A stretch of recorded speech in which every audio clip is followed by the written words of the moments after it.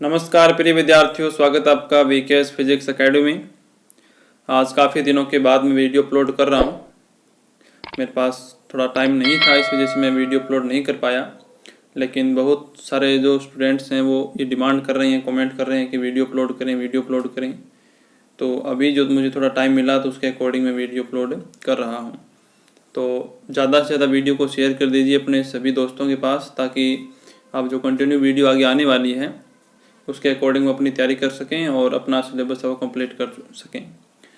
जो हमारी इलेक्ट्रॉनिक्स चल रही थी उसमें एक यूनिट तो मैंने कंप्लीट करवा दी है, जो थ्योरम्स की हैं। सर्किट एनालिसिस जो आपकी यूनिट फर्स्ट है कंप्लीट, लगभग उसमें 16 वीडियो हैं, प्ले लिस्ट में आप जाके देख सकते हैं।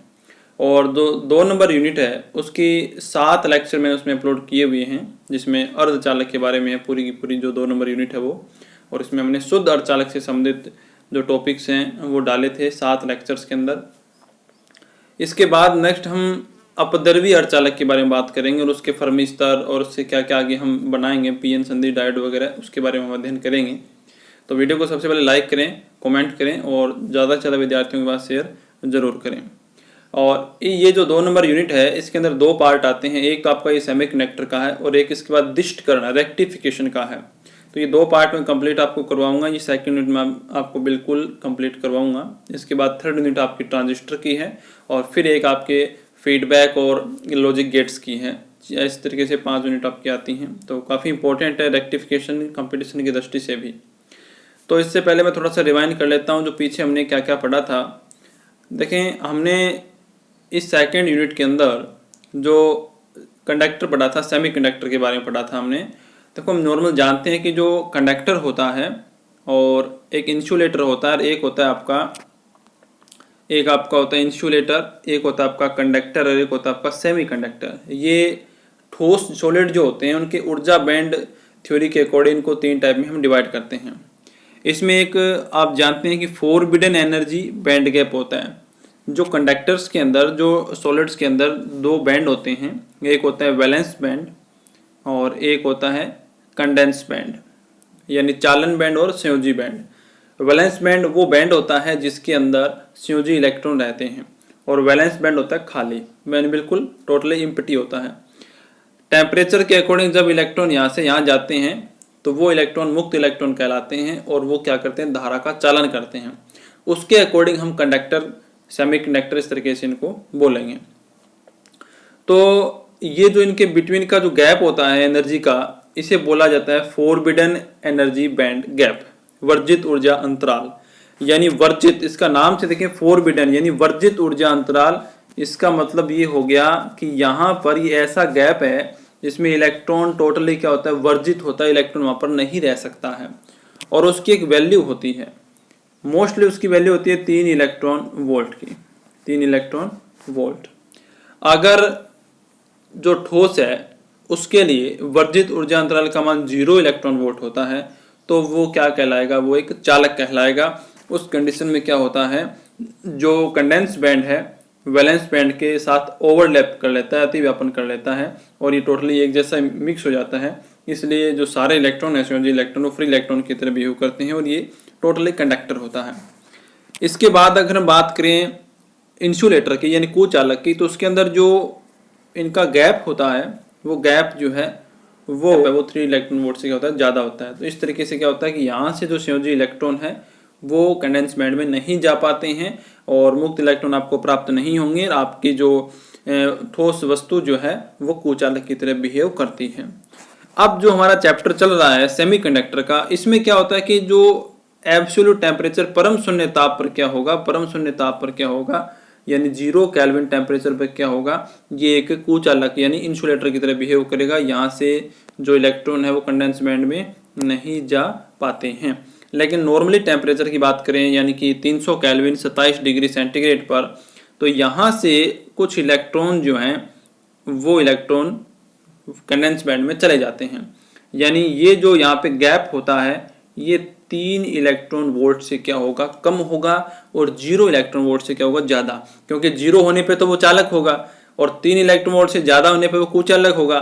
तो उनके बीच की कैटेगरी है जिसे कहते हैं सेमीकंडक्टर। पूरा का पूरा सिस्टम जो है इलेक्ट्रॉनिक्स का वो सेमीकंडक्टर पर ही टिका हुआ है। तो सेमीकंडक्टर के अंदर हमने पढ़ लिया कि एक शुद्ध अर्धचालक कौन सा होता है, जिसके अंदर हमने पढ़ा सिलिकॉन है, जर्मेनियम है, मोस्ट इंपॉर्टेंट होते हैं सिलिकॉन और जर्मेनियम सेमीकंडक्टर के अंदर विशेष प्रॉपर्टी वाले होते हैं। तो इस तरीके से ये इनका जो हम वर्गीकरण करते हैं वो होता है। अब इसके अंदर हमने पढ़ा था एक तो नैज अर्धचालक, जिसे शुद्ध अर्धचालक बोल सकते हो, नैज बोल सकते हो, इंट्रिंसिक सेमीकंडक्टर बोलते हो, वो बिल्कुल प्योर होता है, प्योर भी बोल सकते हो। इसमें सिलिकॉन आता है, जर्मेनियम आता है, ये प्योर होते हैं। इसके आधार पे हमने कुछ उनके फर्मी लेवल देखे थे, इलेक्ट्रॉन संख्या घनत्व, होल घनत्व, ये सब चीजें हमने उसमें पढ़ी थी।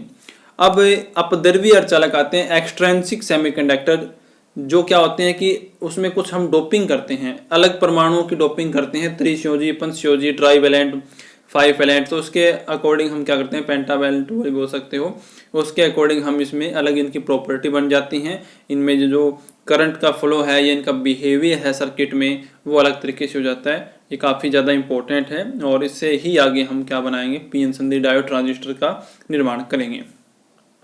तो चलिए शुरू करते हैं सेमीकंडक्टर में। तो मेरे ख्याल से आप इसमें जुड़ गए हैं। जो अपद्रव्यीय अर्धचालक में पढ़ाने वाला हूँ, इससे पहले क्या क्या चीज़ें आई थी वो मैंने एक बार रिवाइज कर दी, क्योंकि काफ़ी लंबा टाइम हो गया, लगभग 2-2.5 महीने का टाइम हो गया, इसलिए मैं थोड़ा सा रिवाइज किया था। देखिए, नैज अर्धचालकों में अशुद्धि मिलाने पर, अशुद्धि को डोपिंग बोलेंगे, डोपिंग वर्ड ज़्यादा अच्छा है, नॉर्मल वर्ड है। डोपिंग मिलाने पर, अशुद्धि मिलाने पर अर्धचालक है वो अपद्रव्यीय अर्धचालक कहलाते हैं। यानी नैज होते हैं बिल्कुल प्योर, और उसमें अशुद्धि मिला दें, अशुद्धि मिलाने के बाद, अशुद्धि का मतलब अन्य परमाणु इसमें हम मिलाएंगे प्रॉपर्टी के अकॉर्डिंग, तो ये जो अर्धचालक बनेगा उसे आप बोलेंगे अपद्रव्यीय अर्धचालक, एक्सट्रिंसिक सेमीकंडक्टर बोलेंगे। अब जो प्रक्रिया होती है, जो प्रोसेस होती है अशुद्धियां मिलाने की, इम्प्योरिटी मिलाने की, उसे हम बोलते हैं डोपिंग, हिंदी में कहते हैं मादन। क्या कहते हैं, मादन।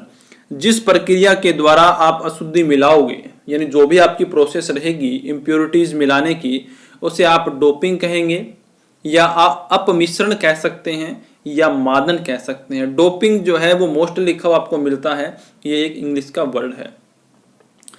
और जब आप उसमें अशुद्धि मिला देते हो, तो जो अशुद्धि से मिलके जो बनेगा परमाणु, उसे बोलेंगे अपमिश्रक, डोप्ड बोलेंगे। हिंदी में, इंग्लिश में क्या बोलेंगे, डोप्ड बोलेंगे, हिंदी में बोलेंगे मादित। प्रक्रिया तो है मादन, डोपिंग, और जो फाइनली आपके पास परमाणु बनेगा उसे बोलेंगे डोप्ड परमाणु, डोप्ड एटम। ठीक है। अब बात ये आती है कि हम वो अशुद्धियां, इम्प्योरिटी कौन कौन सी मिलाएंगे, इम्प्योरिटी स्टेट्स कौन कौन सी होती हैं, अशुद्धियां अवस्थाएं कौन कौन सी होती हैं। जो सेमीकंडक्टर होता है, सेमीकंडक्टर में जो इम्प्योरिटीज के रूप में हम या तो पेंटावैलेंट, जो 5 ग्रुप है आपका पेरियोडिक टेबल में, या ट्राइवैलेंट जो आपका 3rd ग्रुप है, उन तत्वों को मिलाया जाता है।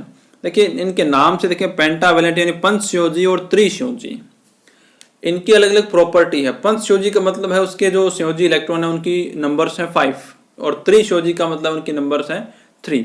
तो त्रिसंयोजी क्या होता है, आपको पता है कि जो स्थायित्व प्राप्त करने के लिए जो एक अष्टक नियम वगैरह, ऑक्टेंट नियम वगैरह और रूल होते हैं केमिस्ट्री के अंदर, ये 4 रखना चाहता है। आपका जो आपका बाह्यतम स्तर जो है उसमें 8 इलेक्ट्रॉन होते हैं, अधिकतम हमेशा ही 8 इलेक्ट्रॉन होते हैं। और आपको पता है जो स्थायी होते हैं या तो पूर्ण पूरित होते हैं या वो अर्धपूरित जो कक्षक होते हैं वो स्थायी होते हैं। तो यहाँ पर पंचसंयोजी हैं, तो इनकी प्रॉपर्टी है कि ये 1 को त्याग देगा और 4 ये रह जाएंगे, तो ये अर्धपूरित हो जाएगा, ये स्थायी हो जाएगा।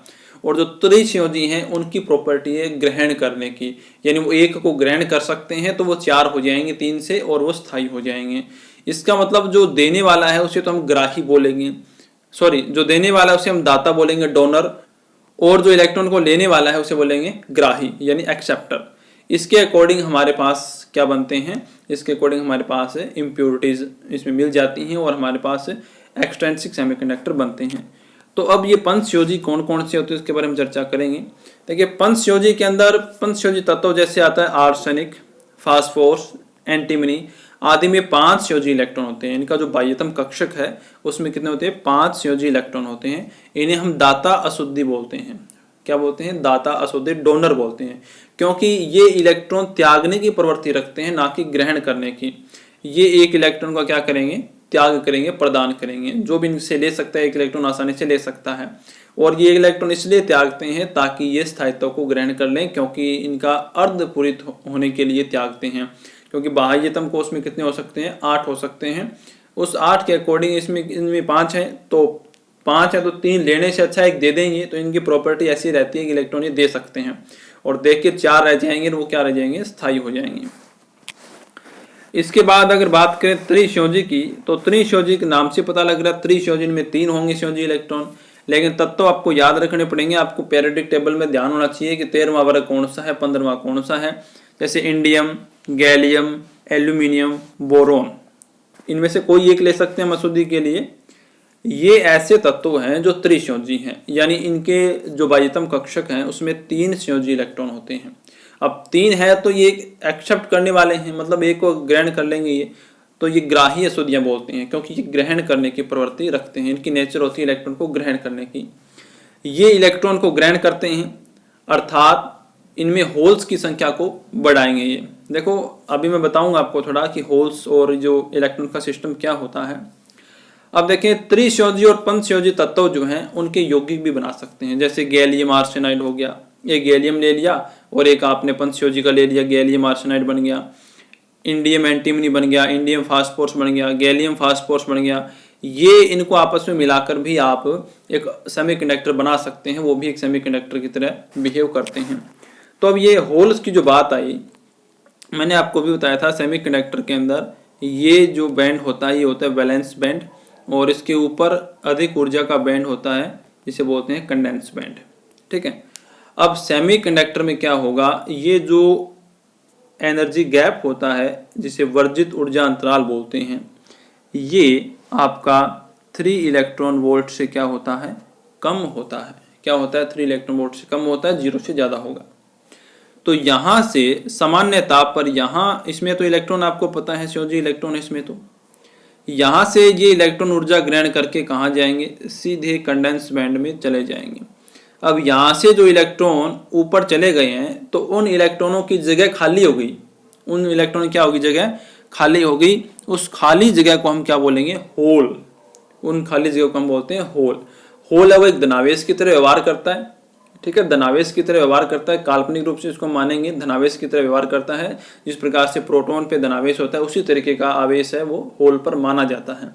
ठीक है, और होल का द्रव्यमान है वो प्रभावी रूप से इलेक्ट्रॉन से ज़्यादा ही होता है। इसको नॉर्मल मैं आपको इस तरीके से बताऊं कि ये एक तरीके से होल जो है वो एक इलेक्ट्रॉन की कमी को दिखाता है। क्या दिखाता है, एक इलेक्ट्रॉन की कमी को दिखाता है। यानी एक इलेक्ट्रॉन जहाँ से निकलेगा वहां पर होल पैदा हो जाएगा। जिस तरीके से मधुमक्खी के छत्ते में क्या होता है, ऐसे अलग अलग ऐसे खाने से होते हैं, उसमें मधुमक्खियां रहती हैं। अगर उनमें से 5-4 मधुमक्खियां बाहर निकल जाएं तो जहां पर वो थी वहां पर वो खाली जगह हो जाएगी। तो आप ऐसा मान सकते हैं कि अगर मधुमक्खी एक इलेक्ट्रॉन की तरह माने तो वो जो खाली जगह हो गई जहां पर वो थी वो एक होल का निर्माण हो गया, और जैसे ही मधुमक्खी वापस उसके अंदर आ जाएगी तो वो होल खत्म हो जाएगा, वहां पर इलेक्ट्रॉन अपनी जगह ले लेगा। इस तरीके से सेमीकंडक्टर में इलेक्ट्रॉन जब एक जगह से फ्री होता है तो वहां पे होल बन जाता है।